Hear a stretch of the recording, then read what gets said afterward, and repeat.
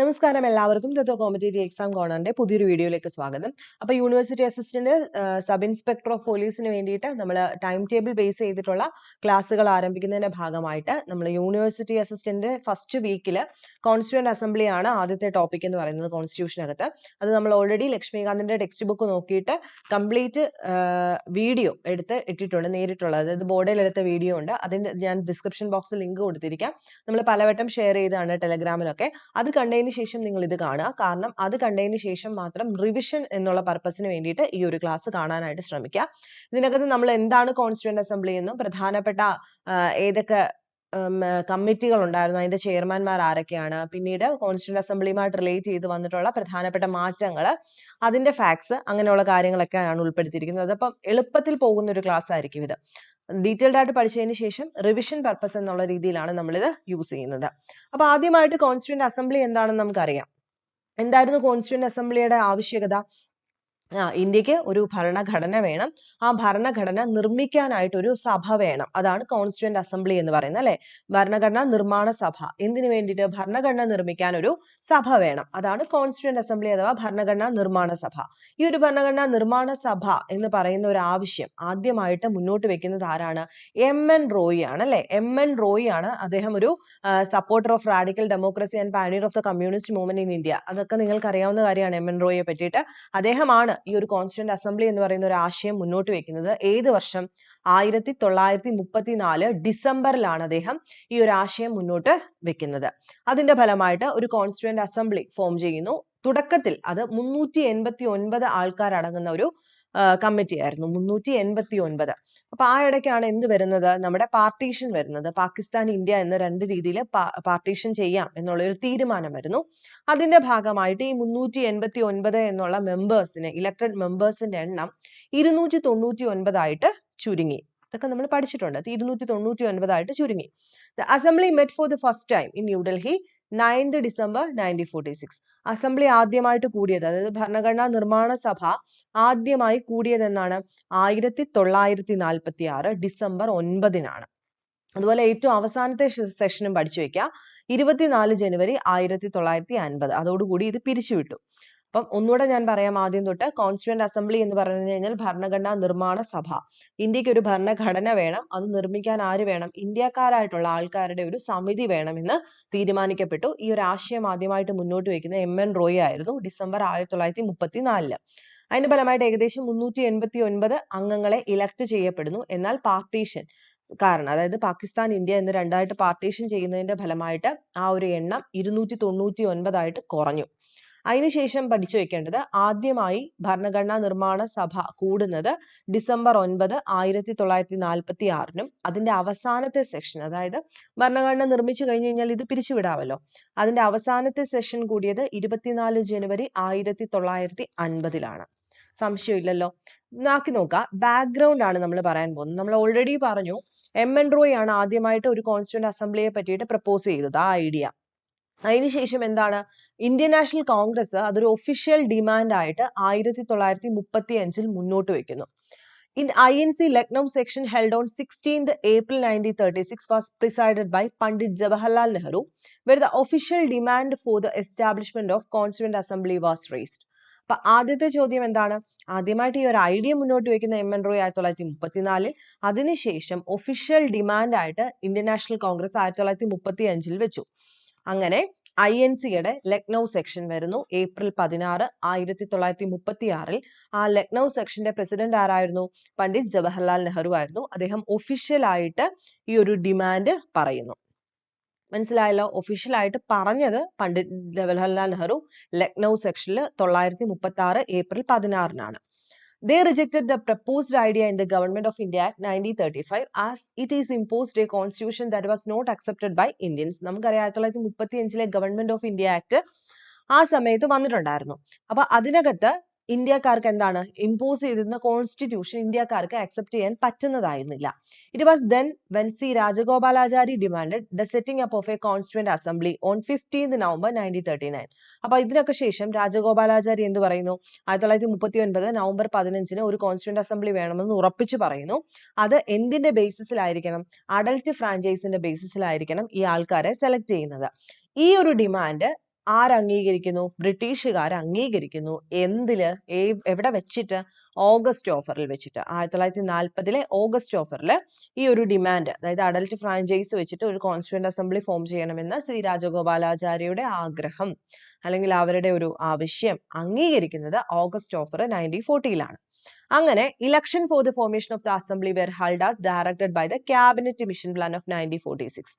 Election എന്ന് പറയുന്ന ഒരു സംഭവം വരുന്നു. അസംബ്ലിക്ക് വേണ്ടിയിട്ട് ഒരു ഇലക്ഷൻ ഡയറക്റ്റ് ചെയ്യുന്നത് ആരുടെ നിർദ്ദേശപ്രകാരം? ക്യാബിനറ്റ് മിഷൻ പ്ലാന്റെ നിർദ്ദേശപ്രകാരം 1946 These elections were indirected in nature as the members of this assembly were elected by the members of the provincial assembly. They were elected by the method of a single transferable vote of proportional representation. നമ്മൾ ഇത് detailed ആയിട്ട് പറഞ്ഞതാണ്. എങ്ങനെയായിരുന്നു? Provincial assemblies, അതായത് 2 രീതിയിലുണ്ടായിരുന്നു. Single transferable vote വെച്ചിട്ട് select ചെയ്യുന്നുണ്ടായിരുന്നു. അത് British പ്രൊവിൻസസിൽ നിന്നുണ്ടായിരുന്നു നമ്മൾ പറഞ്ഞു. അതുപോലെ എന്താണ്, പ്രിൻസ്ലി സ്റ്റേറ്റിൽ നിന്നുണ്ടായിരുന്നു നമ്മൾ പറഞ്ഞു. ആ 2 മെത്തേഡും നിങ്ങൾ കൃത്യമായിട്ട് പഠിച്ചു വെച്ചേക്കണം കേട്ടോ. അവിടാണ് തെറ്റിപ്പോകുന്നത്. അവിടെ നിന്നും ചോദ്യം വരുന്നത് കൊണ്ട് അതുകൊണ്ട് അത് കൃത്യമായി പഠിക്കാം. Then composition and members of the Constituent Assembly of India. അതാണ് നമ്മൾ ഇനി അടുത്ത പറയാൻ പോകുന്നത്. നമ്മൾ ആദ്യമേ പറഞ്ഞു മെമ്പേഴ്സ് എത്ര പേര്? 389 ആൾക്കാരാണ് തുടക്കത്തിൽ ഉണ്ടായിരുന്നത്. ഇന്ത്യയും പാകിസ്ഥാനും ഒഫീഷ്യലി എന്താണ്, പാർട്ടീഷൻ ആയതിനു ശേഷം, അനൗൺസ് ആയതിനു ശേഷം ഇതിന്റെ മെമ്പേഴ്സ് എന്ന് പറയുന്നത് പാകിസ്ഥാൻ, പല ആൾക്കാരും പാകിസ്ഥാനിലേക്ക് തിരിച്ചു പോകുന്നു. അങ്ങനെ ഇതിന്റെ ഒരു എണ്ണം 389 നിന്നും 299 ആയിട്ട് കുറയുന്നു. അങ്ങനെ 299 എത്ര പേര് എങ്ങോട്ട് എത്ര പേര് ഇങ്ങോട്ടെന്ന് പഠിച്ചു വെക്കുക. ബ്രിട്ടീഷ് പ്രൊവിൻസസിൽ നിന്നും കുറച്ചു പേരും ബാക്കി 70 പേരെ എന്താണ്, പ്രിൻസ്ലി സ്റ്റേറ്റിൽ നിന്നും നോമിനേഷൻ ആണ് ചെയ്യപ്പെട്ടത്. സിംഗിൾ ട്രാൻസ്ഫറബിൾ വോട്ട് അല്ല. 299 70 പേരെ നോമിനേറ്റ് ചെയ്യുകയാണ് ചെയ്തത് പ്രിൻസ്ലി സ്റ്റേറ്റിൽ നിന്ന്. ബാക്കിയുള്ള സീറ്റുകൾ മാത്രമേ ബ്രിട്ടീഷ് പ്രൊവിൻസസിൽ നിന്നുണ്ടായിരുന്നുള്ളൂ. ഡോക്ടർ സച്ചിദാനന്ദ സിൻഹയാണ് കോൺസ്റ്റിറ്റ്യൂന്റ് അസംബ്ലിയുടെ ടെമ്പററി ഫസ്റ്റ് ചെയർമാൻ എന്ന് പറയുന്നത്. എപ്പോഴും ചോദിക്കുന്ന ഒരു ചോദ്യമാണ്. ഡോക്ടർ സച്ചിദാനന്ദ സിൻഹ ടെമ്പററി ചെയർമാൻ ആയിരുന്നു. അപ്പൊ ആദ്യത്തെ ആരാണെന്ന് ചോദിക്കുകയാണെങ്കിൽ സച്ചിദാനന്ദ സിൻഹയാണ്. ടെമ്പററി എന്ന് ചോദിക്കുകയാണെങ്കിൽ ഉറപ്പായിട്ടും അതാണ്. എന്നാൽ പിന്നീട് പെർമനന്റ് ആയിട്ട് വന്നത് ആരാണ്?